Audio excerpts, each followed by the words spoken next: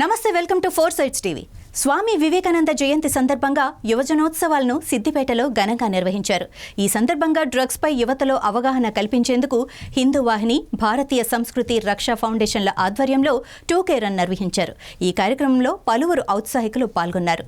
యువత డ్రగ్స్ పట్ల అప్రమత్తంగా ఉండాలని సిద్దిపేట జిల్లా హిందూ వాహిని సంయోజక్ బసవరాజు సత్యం తెలిపారు.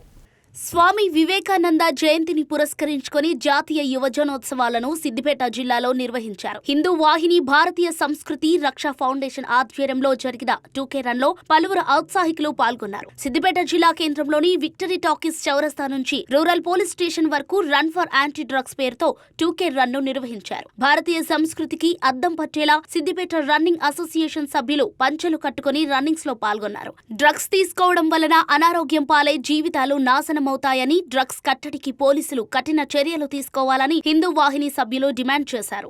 కాలేజీలలో కూడా యువతను ఉద్దేశించి యాంటీ ఫర్ డ్రగ్స్, రాష్ట్రంలో అసాంఘిక చర్యలు, ఇన్లీగల్ యాక్టివిటీస్ బాగా జరుగుతున్నవి. దాని విషయంలో హిందూ వాహిని పూర్తి శ్రద్ధతో ప్రతి జిల్లాలో మా యొక్క కార్యక్రమాలు వారం రోజులుగా కళాశాలలలో నిర్వహించడం జరిగింది. డ్రగ్స్తోని వచ్చే దుష్ఫలితాలు ఎలాంటివి అని యువతకు అందరికీ మేము వివరించడం జరిగింది. దానిలో భాగంగా ఈరోజు సిద్దిపేట వివేకానంద స్వామి స్టాచ్యూ నుండి Balanjaneya Swami Hanuman temple rural police station వరకు 2K రన్ నిర్వహించడం జరిగింది. మేము ముఖ్యంగా చెప్పేది ఏమిటంటే, ఈ డ్రగ్స్లలో ఎక్కువ బాధితులు హిందువులే అవుతున్నారు. వాటిని నిర్వహించేది మాత్రం అన్య మతస్థులు నిర్వహిస్తున్నారు.